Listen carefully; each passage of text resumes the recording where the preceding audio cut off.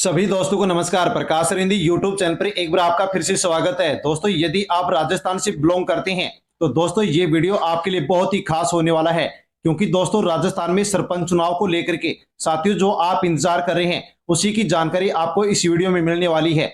राजस्थान पंचायती राज चुनाव 2026 को लेकर के साथियों सबसे बड़ी और ताजा जानकारी निकल करके आ चुकी है। दोस्तों, ये जानकारी मतदाताओं के लिए, चुनाव लड़ने वाले उम्मीदवारों के लिए बहुत ही खास होने वाली है।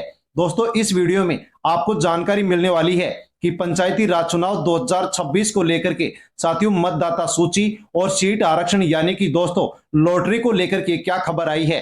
दोस्तों, ये भी आपको जानकारी मिलने वाली है कि साथियों मत पत्र का रंग कैसा होगा। जिला परिषद यानी कि पंचायत समिति, सरपंच यानी कि प्रधान और पंच के लिए दोस्तों किस रंग का यहाँ पर मत पत्र होगा। दो बच्चों के नियम को लेकर के क्या नया अपडेट आया है।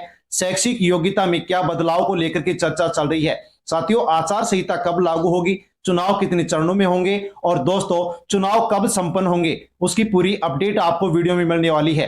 दोस्तों, इस वीडियो में आपको मतदाताओं के लिए जरूरी चेतावनी, उम्मीदवारों के लिए अहम सलाह मिलने वाली है। वोट डालने से पहले आपको क्या क्या करना जरूरी होगा, चुनाव लड़ने से पहले आपको किन किन बातों को ध्यान में रखना होगा। साथियों, इसकी पूरी अपडेट और पूरी जानकारी आपको वीडियो में मिलने वाली है, इसलिए अवश्य आप पूरी जानकारी ले।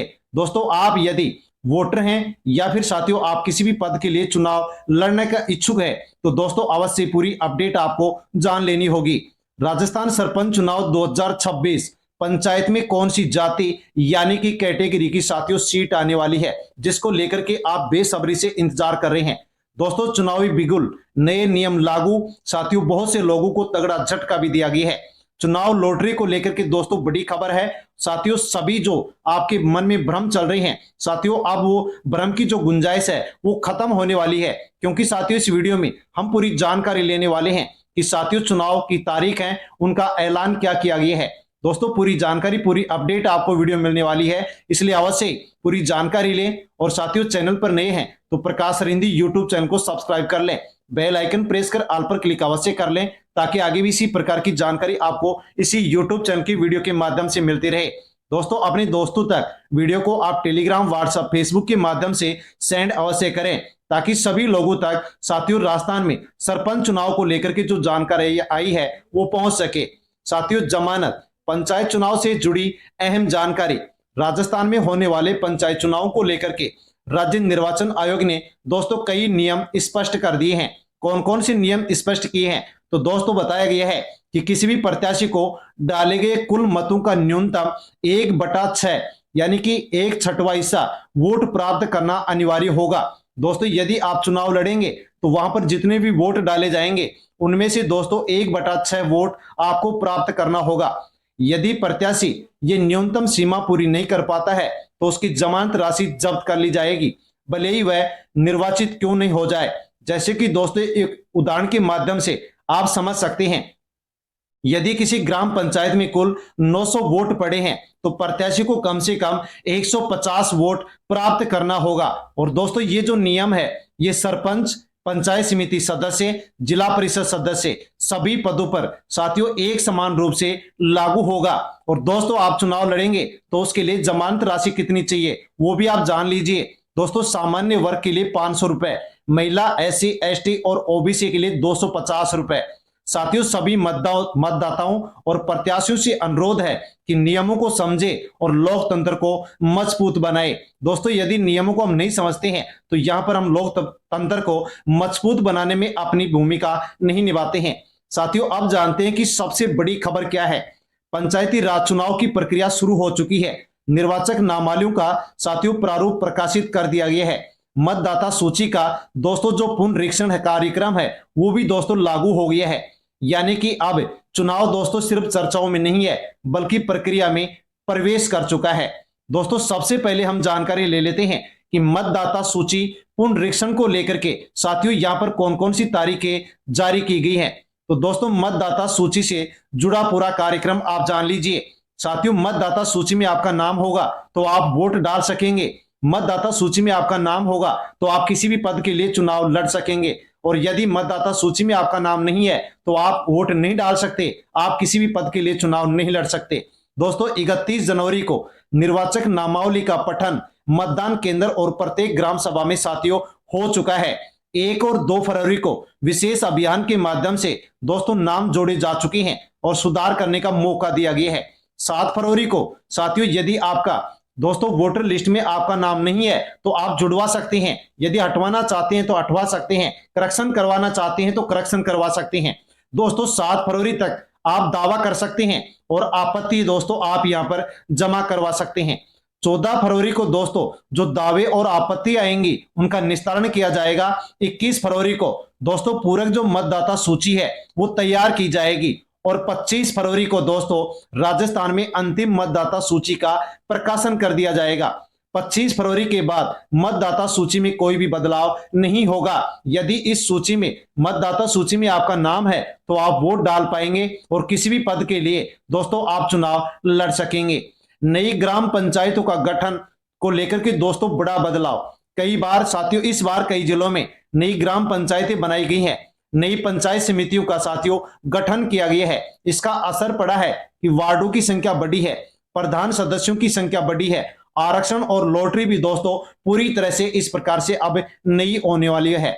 साथियों सीट आरक्षण और लॉटरी कब आएगी और कैसे आएगी इसको लेकर के आप इंतजार भी कर रहे हैं। तो दोस्तों कौन सी पंचायत में कौन सी सीट आएगी, जनरल, SC ST OBC महिला, साथियों ये लॉटरी सिस्टम से तय हो सकेगा कि कौन सी पंचायत में कौन सी सीट आएगी।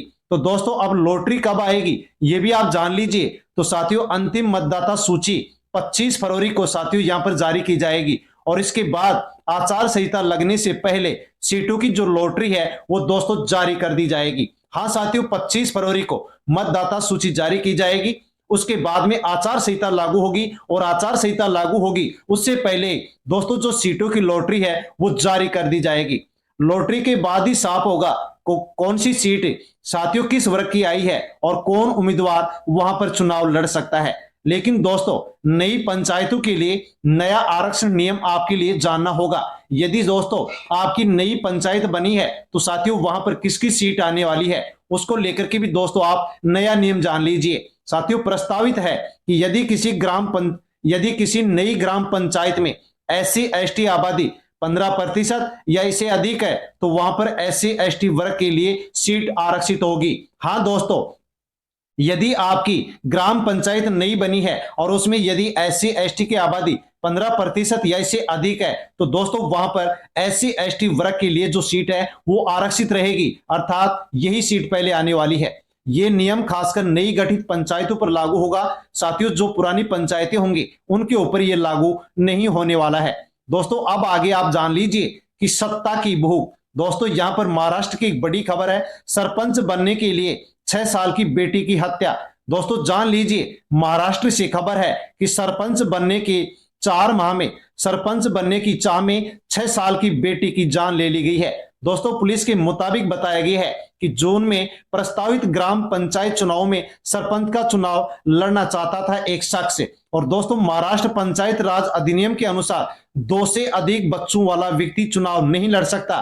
तो दोस्तों महाराष्ट्र में जो जून में ग्राम पंचायत की चुनाव प्रस्तावित है वहां पर साथियों एक शख्स चुनाव लड़ना चाहता था और उसके 3 बच्चे थे, लेकिन दोस्तों उन्होंने यहां पर एक अपनी जो बच्ची है उसको मौत के घाट उतार दिया है, क्योंकि दोस्तों उनको यहां पर ग्राम पंचायत का चुनाव लड़ना था। वहां पर नियम था कि 3 बच्चे वाला चुनाव नहीं लड़ सकता, जैसे कि दोस्तों ये नियम राजस्थान में भी लागू है। लेकिन राजस्थान में दोस्तों क्या अब 2 बच्चों के नियम में बड़ा बदलाव संभव नजर आ रहा है। तो दोस्तों अखबारों में प्रकाशित जानकारी के अनुसार सरकार इस नियम को हटाने पर विचार कर रही है।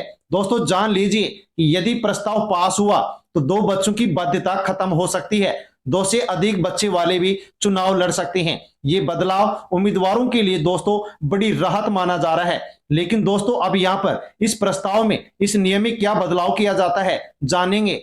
शैक्षिक योग्यता पर दोस्तों क्या विचार चल रहा है। साथियों पंचायत चुनाव लड़ने के लिए शैक्षिक योग्यता को लेकर के बड़ा प्रस्ताव। संभावित विकल्प 2 हैं दोस्तों, अनपढ़ भी पात्र हो सकता है या फिर न्यूनतम 8वीं पास योग्यता यहां पर लागू की जा सकती है। यानी कि दोस्तों प्रस्ताव स्तर पर सरकार अंतिम फैसला लेगी कि पंचायत चुनाव के लिए उम्मीदवार अनपढ़ होना चाहिए या फिर 8वीं पास होना चाहिए। दोस्तों अभी तक प्रस्ताव के ऊपर फैसला नहीं लिया गया है। आगे जानते हैं मतपत्र का रंग। पद के अनुसार कैसा होगा, यह भी आपके लिए बहुत जरूरी होगा ताकि मतदाता भ्रमित न हो। हर पद के लिए दोस्तों अलग रंग का मतपत्र होगा। जिला परिषद सदस्य के लिए नीले रंग का मतपत्र होगा, पंचायत समिति सदस्य के लिए नीला रंग, सरपंच प्रधान के लिए सफेद रंग और दोस्तों पंच के लिए गुलाबी रंग का यहां पर मतपत्र होगा। इससे वोट डालना आसान होगा और गलती की संभावना भी कम हो सकेगी। मतपत्र से जुड़ी अन्य जानकारी दोस्तों आपके लिए जानना बेहद जरूरी है। प्रत्याशियों के नाम दोस्तों मतपत्र में हिंदी वर्णमाला में क्रम से छपे हुए आपको मिलने वाले हैं और दोस्तों मतपत्र में नोटा का जो विकल्प है वो आपको नहीं मिलेगा। चुनाव चिन्ह और साथियों नाम आपको स्पष्ट रूप से छपे हुए यहां पर मिलने वाले हैं। दोस्तों आगे जो जानकारी है वो भी आप जान लीजिए। साथियों राजस्थान में सरपंच चुनाव को लेकर के, पंचायत चुनाव को लेकर के, नगर निकाय चुनाव को लेकर के बड़ी खबर है कि मार्च के पहले सप्ताह में पंचायत चुनाव की घोषणा हो सकती है। चुनाव 3 चरणों में कराए जाने की दोस्तों संभावना है। निर्वाचन आयुक्त का बयान है कि मतदान 3 चरणों में कराया जा सकता है, जिसके ऊपर विचार किया जा रहा है। आचार संहिता कार्यक्रम की घोषणा के साथ ही पूरे प्रदेश में आचार संहिता लागू हो जाएगी। नगर निकाय चुनाव अप्रैल महीने में कराए जा सकते हैं। दोस्तों देख सकते हैं तो अब जानते हैं कि आचार संहिता कब लागू होगी। तो अखबार के अनुसार माने तो दोस्तों मार्च के पहले सप्ताह में आचार संहिता लग सकती है। और ये एक नया नियम जान लीजिए आचार संहिता को लेकर के। दोस्तों इस बार आचार संहिता 60 दिन की बजाय दोस्तों 45 दिन या 30 दिन की आचार संहिता लागू हो सकती है। हां दोस्तों यहां पर प्रबल संभावना बताई गई है कि 60 दिन की आचार संहिता के बजाय राजस्थान में 45 या फिर 30 दिन की आचार संहिता लागू हो सकती है। चुनाव कितने चरणों में होंगे तो दोस्तों 3 चरणों की संभावना बताई गई है। 2 चरण या 3 चरणों में दोस्तों राजस्थान में मतदान होंगे, लेकिन अंतिम चरणों की घोषणा निर्वाचन आयोग की ओर से की जाएगी। दोस्तों मतदाताओं और उम्मीदवार के लिए जरूरी सलाह है। साथियों मतदाता अपना नाम सूची में जरूर जांच ले। 25 फरवरी से पहले यदि आप सुधार करवाना चाहते हैं तो सुधार करवा लें। साथियों उम्मीदवार लॉटरी का इंतजार करें, सीट का वर्ग देख करके तैयारी करें और नए नियमों के ऊपर आप अवश्य नजर रखें। अंतिम और सबसे जरूरी बात, पंचायती राज चुनाव गांव की सरकार बनाते हैं। सही जानकारी, सही समझ, सही निर्णय, यही मजबूत लोकतंत्र की पहचान होती है। दोस्तों जैसे जैसे लॉटरी, आचार संहिता, चुनाव की तारीख सामने आएगी वैसे दोस्तों चुनाव को लेकर के और स्थिति है जो कि बिल्कुल साफ हो जाएगी। दोस्तों इसको लेकर के, चुनाव को लेकर के आगे और भी जानकारी आएगी, वो हम आप तक वीडियो के माध्यम से पहुंचाएंगे। जानकारी प्राप्त करना चाहते हैं तो प्रकाश अरिंदी यूट्यूब चैनल से जुड़ जाएं, सब्सक्राइब कर लें और बेल आइकन प्रेस कर ऑल पर क्लिक अवश्य कर लें ताकि आगे भी वीडियो आप तक पहुंच सके। और दोस्तों जानकारी अच्छी लगी हो तो वीडियो को लाइक करें। इसके अलावा और भी कोई यदि प्रश्न आपके मन में चल रहा है तो दोस्तों आप कमेंट करके अवश्य जानें, कमेंट करें, उसकी जानकारी आपको कमेंट के माध्यम से अवश्य दी जाएगी। धन्यवाद। जय राजस्थान।